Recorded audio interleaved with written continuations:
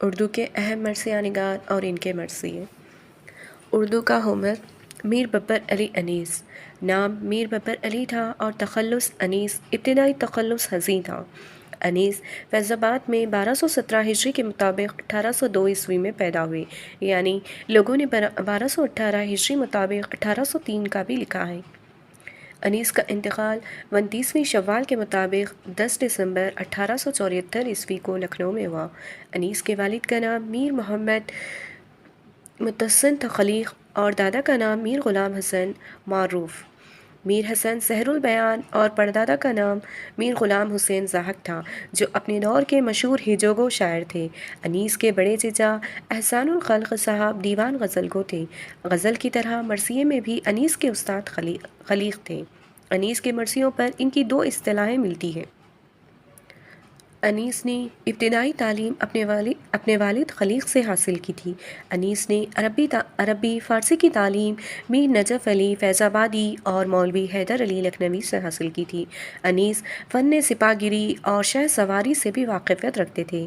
انیس کی شادی 19 برس کی عمر میں فاطمہ بیگم سے 1237 عیسوی ہجری کے مطابق 1822 کے آس پاس ہوئی تھی۔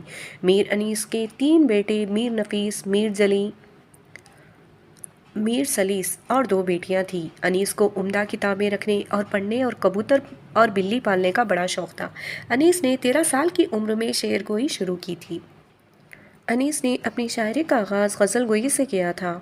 میر انیس نے اپنی پہلی غزل والد خلیق کے کہنے پر ناسخ کو دکھائی تھی۔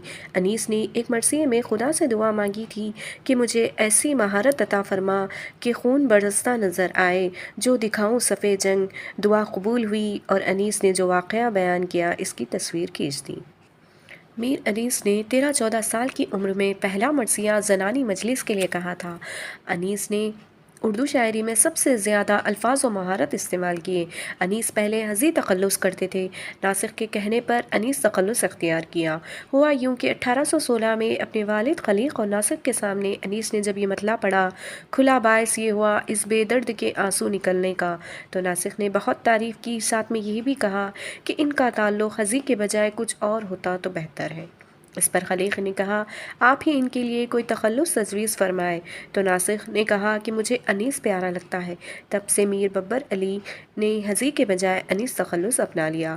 انیس نے فیض آباد کے ایک رئیس مرزا سیدہ کے یہاں کی مجلس میں اپنا پہلا پہل اپنا کہا ہوا سلام سنایا تھا۔ انیس مرزا سیدہ کے یہاں 200 روپے سالانہ پر مجالس پڑھنے پر مقرر ہوئے تھے۔ انیس مرثیہ پڑھنے سے پہلے خلوت میں آئینہ کے سامنے مشق کیا کرتے تھے۔ میر انیس اور مرزا دبیر میں معاصرانہ چشمک تھی۔ میر انیس پر سب سے زیادہ کام مسعود حسین رضوی ادبی نے کیا۔ انیس نے لکھنؤ میں پہلی مجلس اکرم اللہ خان کے امام بازے میں پڑھی تھی۔ انیس کا مستقل قیام لکھنؤ میں امجد شاہ کے زمانے میں ہوا۔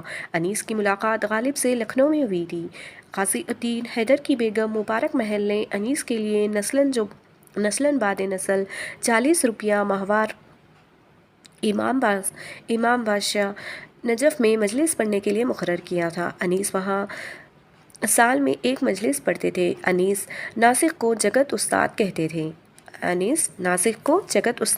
تھے۔ انیس کی ملاقات محمد حسین آزاد سے ہوئی تھی۔ انیس کے مرثیے کی خصوصیات یہ ہے کہ انہوں نے ہندوستانی اور سیکولر عناصر کو اپنے کلام میں جگہ دے دی۔ میر انیس کے مرثیوں کی حیت مسدس ہے۔ انیس نے فیض آباد، لکھنؤ، عظیم آباد، بنارس اور حیدرآباد کی مجلسوں میں مرثیہ پڑھتے تھے۔ انیس عظیم آباد پٹنہ آتے جاتے رہتے تھے اور بنارس میں رک کر مرثیہ پڑھتے تھے۔ میر انیس کے متعلق مختلف آراء و خیالات۔ کون بیوقوف کہتا ہے کہ تم محض مرثیہ گو ہو؟ اللہ تم شاعر گو ہو اور شاعری کا مقدس تاج تمہارے ہی سر پر زیب دیتا ہے، خدا مبارک کرے۔ یہ کس کا قول ہے؟ خواجہ حیدر علی آتش۔ انیس کے ہر لفظ اور ہر محاورے کے آگے سب کو سر جھکانا ہی پڑتا ہے۔ حالی میر انیس صفائی کا کلام، لطیف بیان، چاشنی محاور، خوب بندشی، حسن اسلوب، مناسبت اور سلسلے کی تربیت میں جواب نہیں رکھتے۔ محمد حسین آزاد۔ حالی اور سیدین کی نثر کو اخلاقی نثر کا نام دیا جا سکتا ہے، تو انیس کے تمام تر کلام کو یا اس کے بیشتر حصے کو ہم اخلاقی نظم کے نام موسوم کر سکتے ہیں۔ ڈاکٹر مسعود حسین خان۔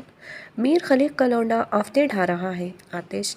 انیس کے مرثیوں کو معجزۂ بیانی سے تعبیر کیا جاتا ہے۔ صحرائے کربلا کی دوپہر کی شدت اور رات کے سناٹے کو انیس مبصر کے احساس اور مصور کی نظر سے دیکھتا ہے۔ جعفر۔